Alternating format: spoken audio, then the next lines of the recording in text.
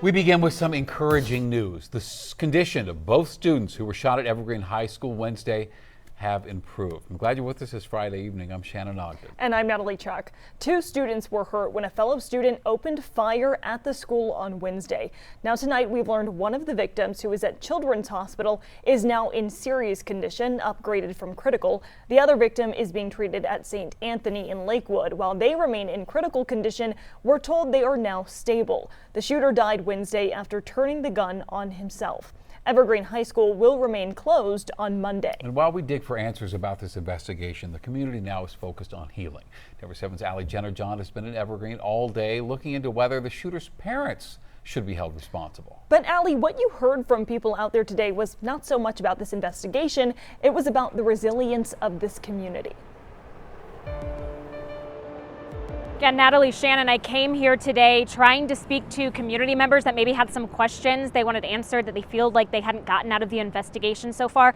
But what I learned very, very quickly is just how tight-knit this community is. I met a man in a parking lot who gave me the phone number of his friend who met us outside Wildflower Cafe. He brought us inside, introduced us to the chef and some Evergreen High School students. It became very clear that the story here today was not about answers they were looking for. It was about the one thing that they know. They were very sure today the one thing they know is that they need each other. All right, pancakes, table 6. To many of us, Got some syrup. We're gonna have to share, but we're all friends. It's cool. these are just plates of some pretty good looking pancakes. There's that for you. But to the people being served them, Thank you guys so much for coming in. it's their first taste of healing. Coffee for you. All right, there you are. We all kind of went through the same thing. TJ O'Hara and his friend Foster Easton are seniors at Evergreen High School. On Wednesday, a 16-year-old student opened fire inside and outside the building, critically injuring 2 students before shooting himself. I was pretty shaken up when it happened, just hanging with my buddies and working through it. And that's what head chef Josh Work intended. There's never been a sadness that can't be cured by breakfast food. A safe place to eat comfort food or grab a cup of coffee, all at no charge to these students. On the one hand, I'm very happy to see the kids come here and hang out. On the other hand, it's really hard when I see the tears and they're hugging. Telling the story just helps, yeah, this is what happened.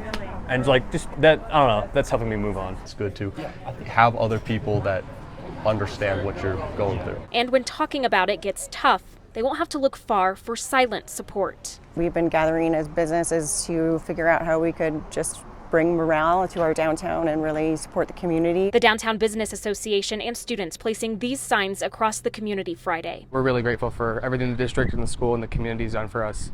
The response time and everything that has happened the past 48 hours has been really special. And really clear, the tragedy that happened here doesn't define Evergreen. Instead, It's a melting pot of really caring people. We'll all be there for each other, but it'll be a long road back. and Natalie, Shannon, you were mentioning that we were looking for some more answers in that investigation. I was able to speak with the criminal defense attorney in the area today. His name is Zachary Newland.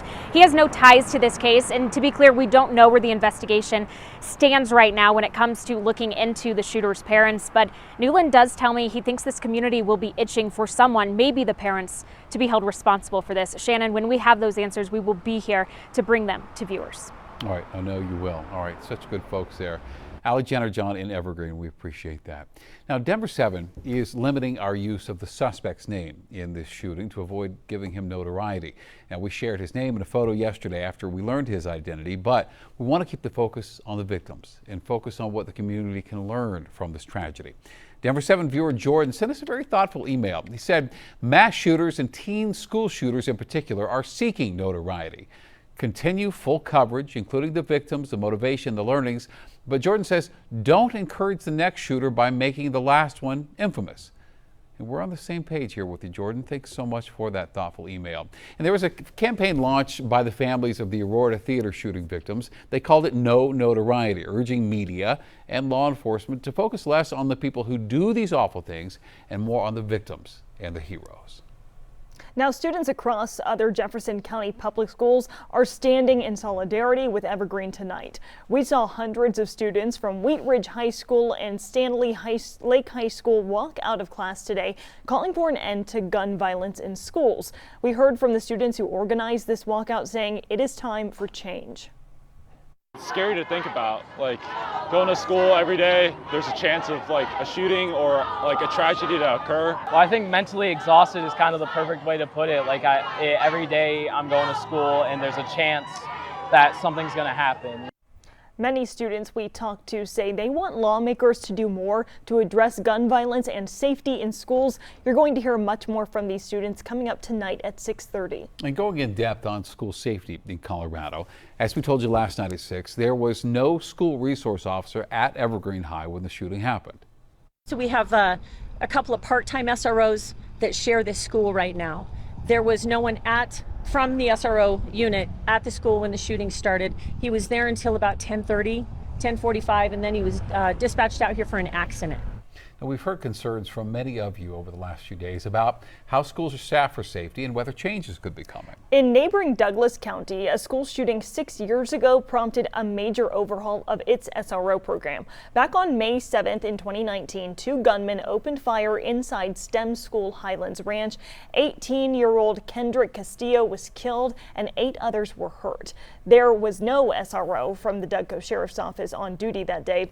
Instead, the school opted to hire a private security guard due to disagreements with the sheriff's office. As we have reported after the tragedy, the DougCo Board of Commissioners approved new funding to hire 50 additional SROs over the next 3 years.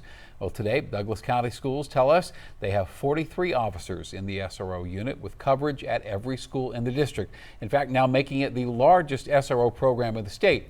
We'll keep an eye on if Jeffco schools decide to make similar changes in response to this shooting. And you can count on Denver 7 to continue following the investigation into the Evergreen High School shooting and any safety changes that are made in its wake. We have continuing coverage on denver7.com. You can find the very latest from law enforcement and read how the community is coming together during this difficult time.